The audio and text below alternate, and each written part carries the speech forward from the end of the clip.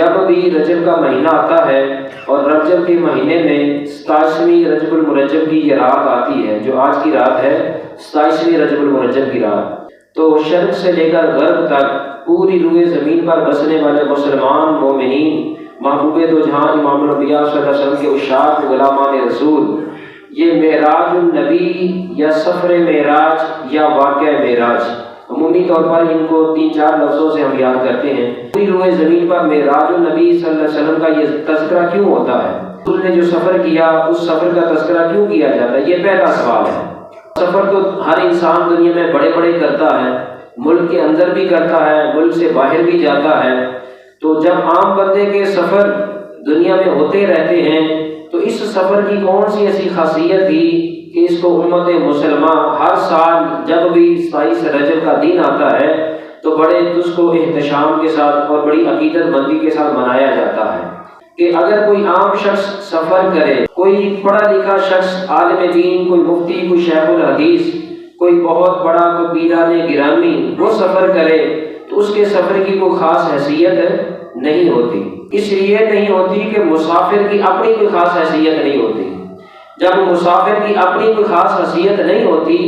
تو اس کا جو کیا گیا سفر ہے اس سفر کی بھی کوئی خاص حیثیت نہیں ہوتی۔ لیکن یہ جو سفر ہے جسے سفر معراج کہتے ہیں، نہ تو اس سفر کو کرنے والا مسافر عام ہے، اس سفر پر بلانے والی ذات عام ہے،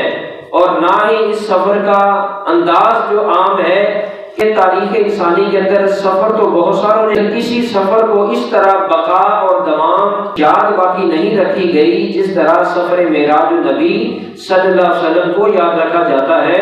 اس کی پہلی وجہ یہ ہے کہ رسول اکرم جیسی ذات کائنات میں کوئی نہیں، جب حضور جیسی ذات کوئی نہیں تو حضور جیسا سفر کسی کا نہیں، جب اس جیسا سفر کوئی نہیں تو یہ مسافر بھی بے مثل و بے مثال ہے، سفر بھی بے مثل و بے مثال ہے۔ اس لیے ہر سال رجب کی 27ویں تاریخ کو اس سفر کو یاد کر کے دنیا والوں کو بتایا جاتا ہے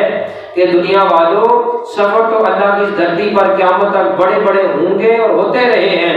لیکن جو سفر معراج کی رات دو جہاں نے کیا ہے ویسا سفر نہ تاریخ انسانی میں ہوا ہے نہ قیامت تک کوئی ہو سکے گا۔ اس لیے سفر کی ایک اپنی خاص اہمیت ہے، اس لیے اس کو ہر سال بڑی محبت اور عقیدت کے ساتھ منایا جاتا ہے۔ پہلی وجہ تقاضۂ ادب یہ ہے، من احب شیئا اکثر ذکرہ، بندہ جس چیز سے محبت کرتا ہے اس کا ذکر بھی بندہ بار بار کرتا ہے۔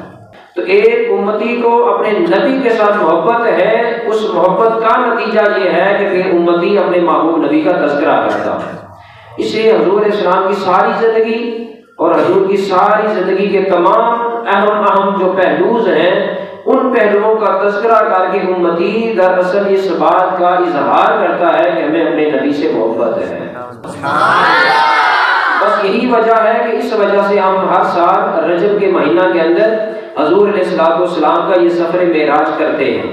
دوسری اس کی خاص وجہ یہ ہے، ایسے ہر بندے کی زندگی کے اندر خوشیاں تو اور بھی بہت ساری ہوتی ہیں، لیکن زندگی کے اندر انسان کی کوئی نہ کوئی خوشی ایسی ہوتی ہے کہ جس خوشی کے بارے میں انسان یہ کہتا ہے کہ میری زندگی کی یہ جو خوشی ہے یہ میری سب سے بڑی خوشی ہے، یعنی میری زندگی کی ساری خوشیاں اس ایک خوشی پر قربان کر دی جائیں۔ ہر بندے کی زندگی میں کوئی نہ کوئی مرحلہ، کوئی نہ کوئی دن، کوئی نہ کوئی پہلو ایسا ہوتا ہے کہ جس میں اسے بہت بڑی خوشی نصیب ہوتی ہے اور وہ کہتا ہے کہ میری زندگی کی ساری خوشیاں اس ایک خوشی پر قربان جائیں۔ تو جیسے عام بندے کی زندگی میں کوئی نہ کوئی ایسی خاص خوشی ہوتی ہے کہ جو ساری زندگی کی خوشیوں پر حاوی ہو جاتی ہے، غالب آ جاتی ہے، میرے اور آپ کے محبوب نبی صلی اللہ علیہ وسلم کی زندگی میں سب سے بڑا جو خوشی والا موقع تھا وہ معراج کی رات تھی، جب اللہ کے محبوب نبی نے بغیر پردوں اور بغیر حجاب کے اپنے محبوب رب کا دیدار کیا تھا۔ بغیر پردوں اور بغیر حجاب کے اپنے محبوب رب کا دیدار کیا، جلوے کیے، انوار و تجلیات الہیہ کا فیض اللہ کے محبوب نبی صلی اللہ علیہ وسلم نے جب سمیٹا تو حضور فرماتے ہیں کہ میری زندگی کی ساری خوشیوں سے سب سے بڑی خوشی کی رات وہ تھی جس رات اللہ تعالیٰ نے مجھے معراج نصیب فرمائی۔ تو کیا امتی کا یہ حق نہیں بنتا کہ جس رات اللہ کے محبوب نبی کو سب سے بڑی خوشی نصیب ہو کیا امتی کا یہ حق نہیں بنتا کہ امتی بھی اپنے نبی کی اس خوشی کو بار بار یاد کرے؟ بار یاد کیا جاتا ہے تاکہ میرے اور آپ کے محبوب نبی صلی اللہ علیہ وسلم کا قلب مبارک ہم سے خوش ہو جائے، ہم سے راضی ہو جائے۔ دوسرا سوال یہ ہے کہ اللہ تعالیٰ نے حضور علیہ السلام کو یہ معراج کا سفر کیوں کروایا؟ دوسرا سوال ہے، سوال کے بھی دو جواب ہیں۔ پہلا جواب تو یہ ہے کہ محبوب نبی صلی اللہ علیہ وسلم کو اللہ تعالیٰ نے بحیثیت نبی اور بحیثیت رسول جب دنیا میں بھیجا، اور حضور جس زمانے میں، جن لوگوں میں، جس قوم میں، جس سوسائٹی اور جیسے ماحول کے اندر حضور تشریف لائے،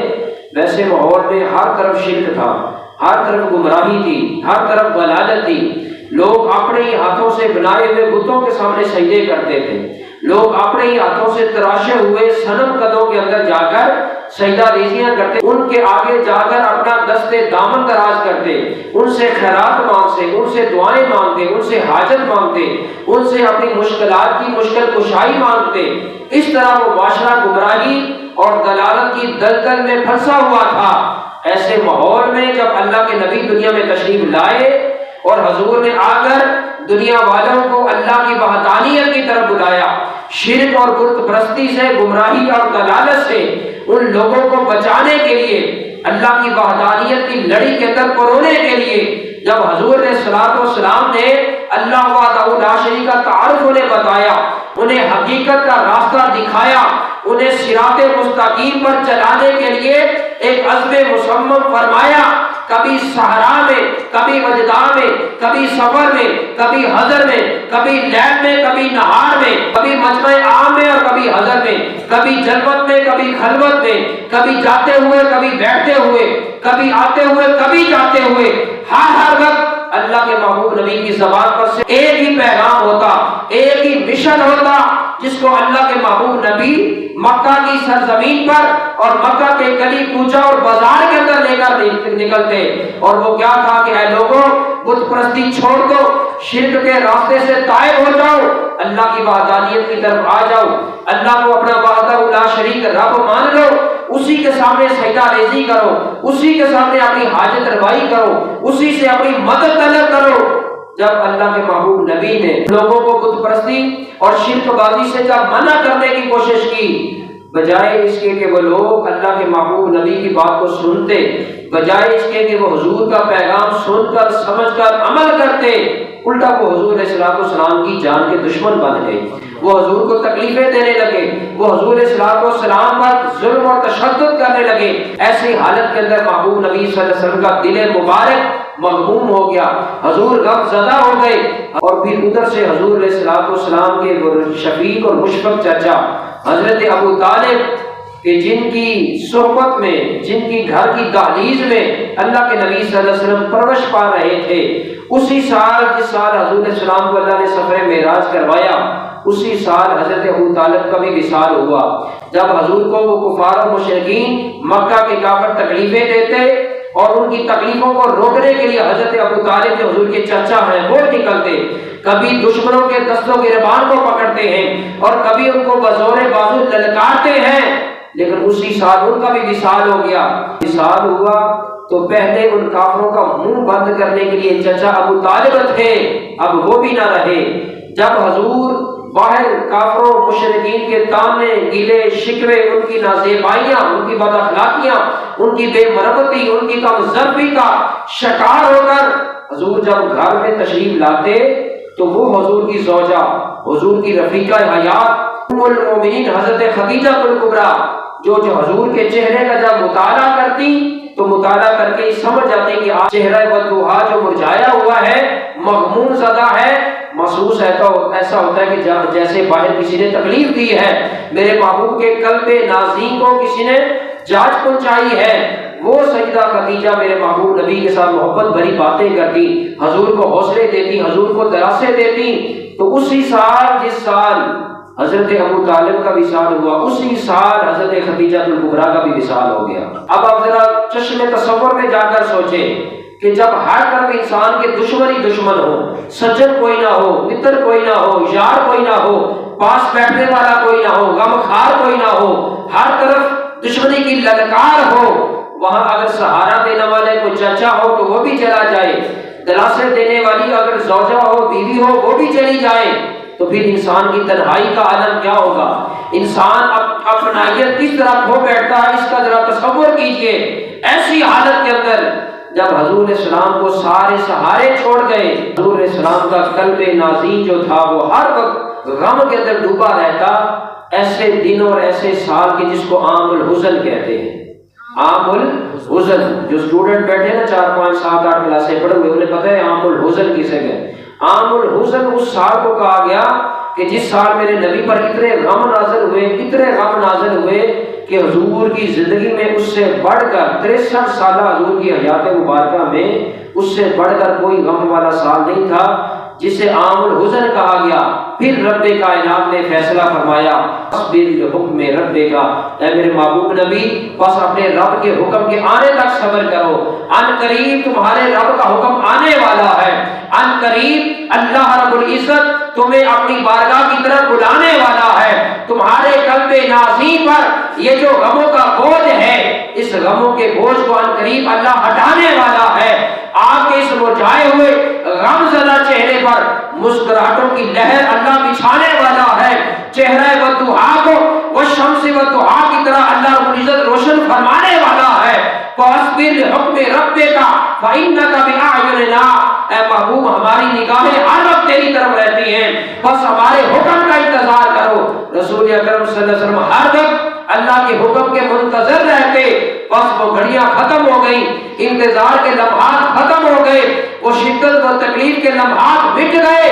عام الحزن کی وہ غم کی گھڑیاں، وہ غم کے بادل بالآخر بکھرنے لگ گئے۔ حضرت جبریل امین علیہ السلام بارگاہ خداوندی سے اللہ کا پیغام لے کر آ گئے، اللہ کا سلام پیش کر کے کہا،